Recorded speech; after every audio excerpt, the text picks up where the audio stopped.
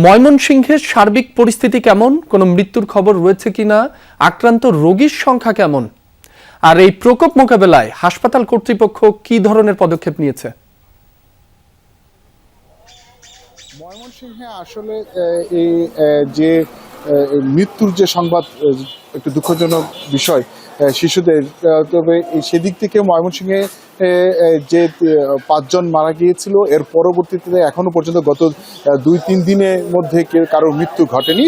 তবে হামে আক্রান্ত বা হামের উপসর্গ নিয়ে ভর্তি হয়েছে। আজকেও হাসপাতালটিতে প্রায় 84 জনের মতো ভর্তি রয়েছে এবং সেই সাথে নতুন আক্রান্তের যে সংখ্যা, সেই সংখ্যায় তারা বলছেন 26 জন সকাল 9টা পর্যন্ত। এরপরে আরও 6-7 জন এসেছেন, সব মিলে 32 জনের মতো এখন নতুন আক্রান্ত এই আজকের দিনে বলা যায়।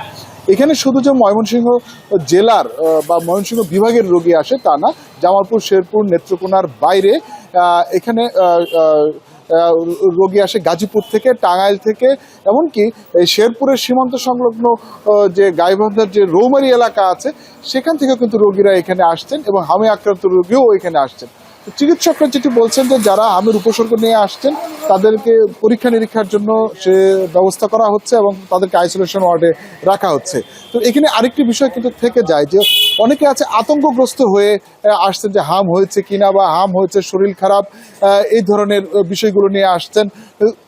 তাদেরকেও যদি ওই আইসোলেশন ওয়ার্ডে রাখা হয়, যদি তার আসলে ওই শিশুর যদি হাম না থাকে, তাহলেও দেখা যাবে যে এখানে হামে আক্রান্ত রোগী থাকার কারণে সেই শিশুটি আক্রান্ত হচ্ছে। অর্থাৎ এখানে একটি বিষয় পরিষ্কার করতে চাচ্ছে অভিভাবকরা, সেটি হচ্ছে যে পরীক্ষা করার যে বিষয়টি সেটি যেন দ্রুত সময়ে হয়, তাহলে হামে আক্রান্ত আছে কিনা নেই সেটি বোঝা যাবে, এতে আক্রান্তের সংখ্যা আরো কমবে।